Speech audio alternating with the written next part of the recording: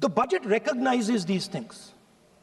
The budget recognizes that we are going into a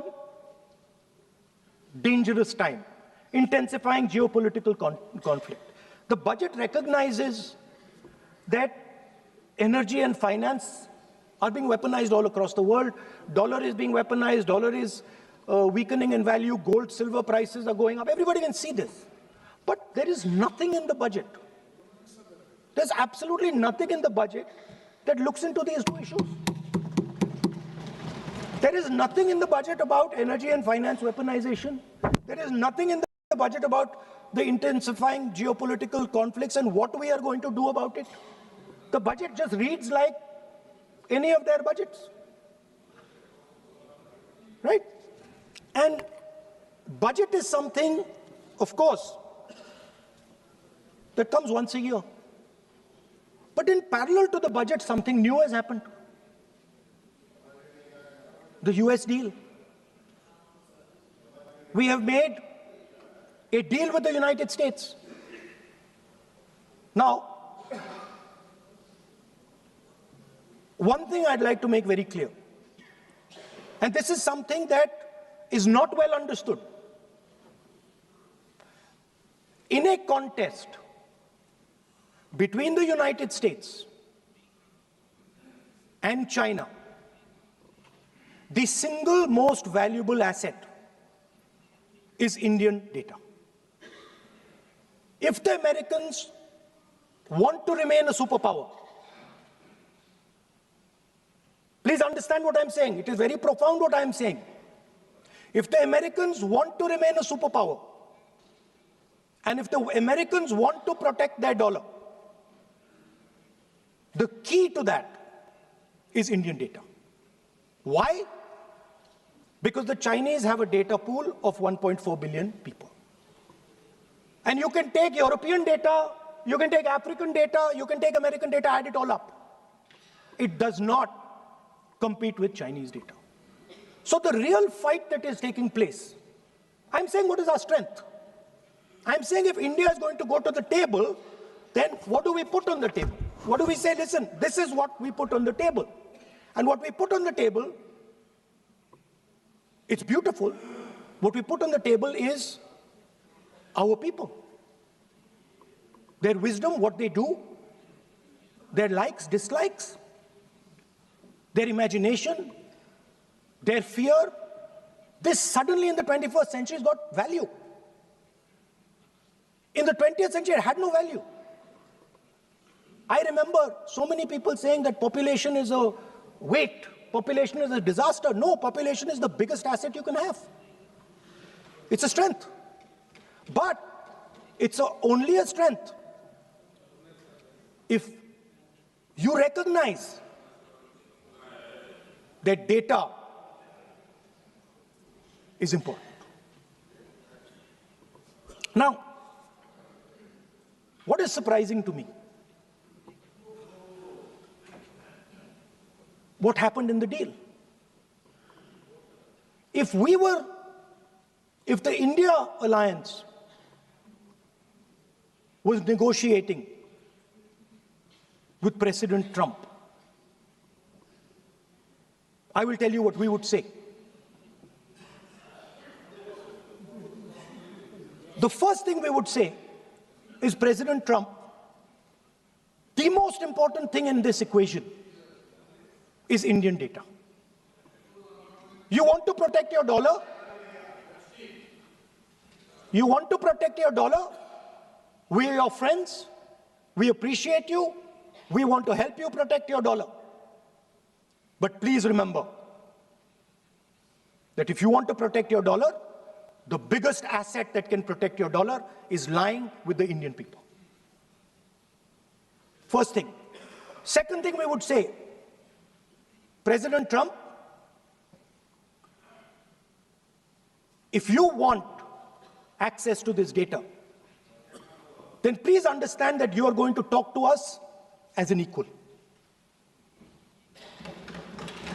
You are not going to talk to us as if we are your servants. Second thing we would say is, Mr. Trump, please understand that our energy security is our energy security. And no matter what happens, we are going to protect our energy security. And the third thing we would say is, President Trump, we understand that you have a voter base, agricultural voter base. We understand that you need to protect your farmers, but we will also protect our farmers. But the main thing I'm saying is that an India Alliance government would go there and say, data is our biggest strength. Now let us talk. Meaning we would go there as equals. We would not be made equal to Pakistan. And if President Trump decided that Pakistan army chief is going to have breakfast with him, then we would have something to say about that. Now, what has happened? You've done a trade deal. It's small. It's written small in the back. Now, let me tell you what is written about data. Our most valuable asset, the thing that is going to transform India in the 21st century, the thing that is going to make us a superpower in the 21st century. This is what the Modi government has done with our data. Number one, we give up control over our digital trade rules. Number two, there is no need for data localization. Number three, free data flow to the United States. Number four, limit on digital tax. Number five, no need to disclose any source code.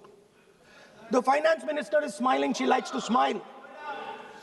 She likes to smile a lot. 20-year free tax holiday to anybody who wants it, to the big tax companies. This is what you've done on data. Second, no, I'll come to that, brother. Second, what have you done on tariffs? At the beginning,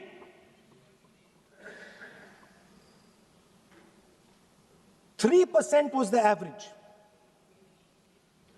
3% was the average. It has now gone up to 18%. A 6% increase. 6x increase. Sorry, thank you.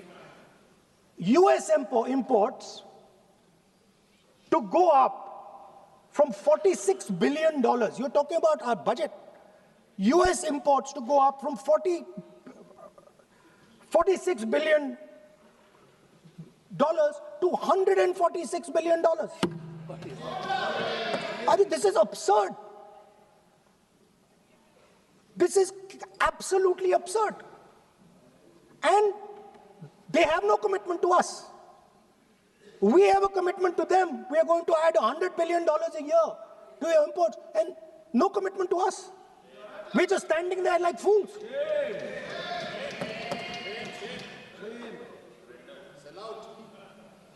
And our tariff has gone up from 3% to 18%, and theirs has come down from 16 to 0.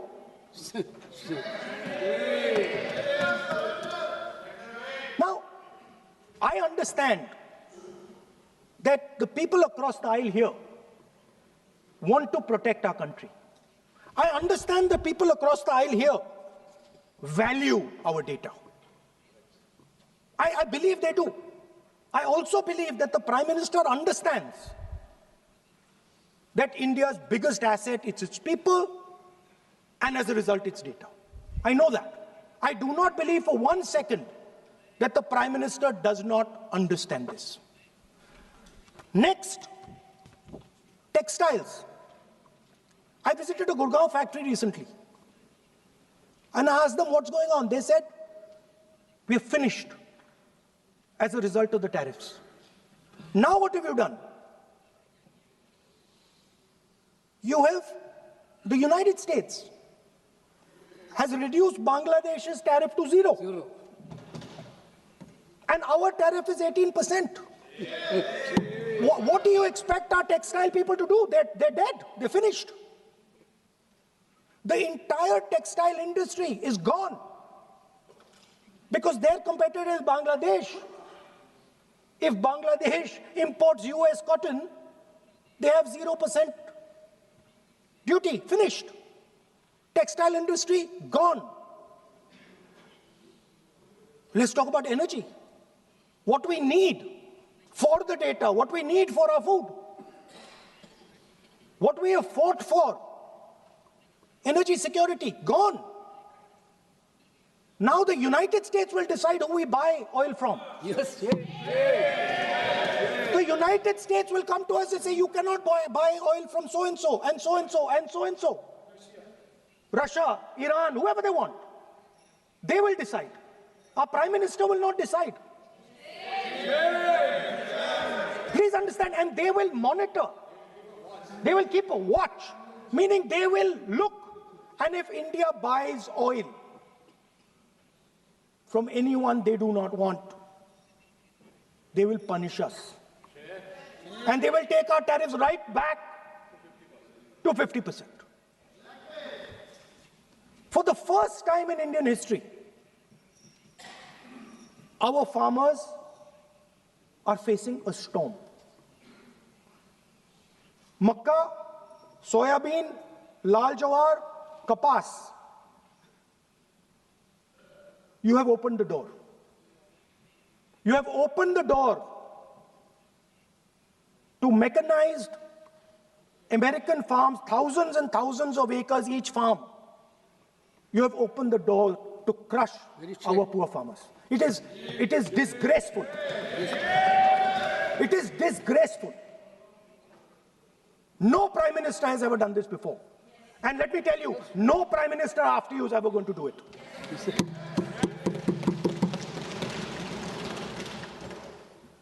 So we are facing a storm. You accept that we are facing a storm. You yourself say the era of one superpower is over, intensifying geopolitical conflicts. You yourself say energy and finance weaponization, and you have allowed the Americans to weaponize our finance and our energy against us. What does it mean when America says you cannot buy oil from somebody? It means our energy is weaponized. What does it mean when they say your tariffs will go down, our tariffs will go down and yours will come up? It means finance trade is weaponized. So you are telling us that the world is a place where geopolitical conflict is intensifying. You're telling us energy and finance being weaponized, and then you're having it done to you. You're having it done to our farmers. You're having it done to our youngsters. You're handing our data over.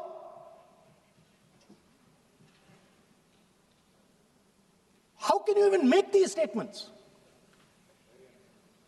How can you even come to this house and talk this type of nonsense? Are you not ashamed of yourselves? Are you not ashamed of giving? No.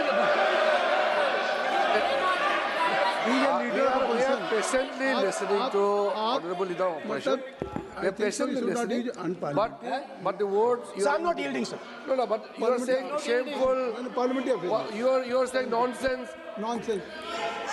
So how can you... Okay, I won't When go the down that Finance line. Minister replies in the evening, the Leader of Opposition should listen to the reply of the Honorable Finance Minister. Yes. My request is, please use the word whatever you choose to use, but don't make it abusive. It doesn't... That's not abusive, my friend. Nonsense. जो nonsense आपने use Sir, किया speak. वो कार्रवाई का Speaker, हिस्सा sir, नहीं give me. बनेगा. Nonsense is not a appropriate. I did not use nonsense, sir. You have used. You have used. You have used. You have Okay, sir, I won't use nonsense. हाँ तो please. Sir, ashamed is not an abuse. नहीं. There's nothing, in saying, are you not ashamed, there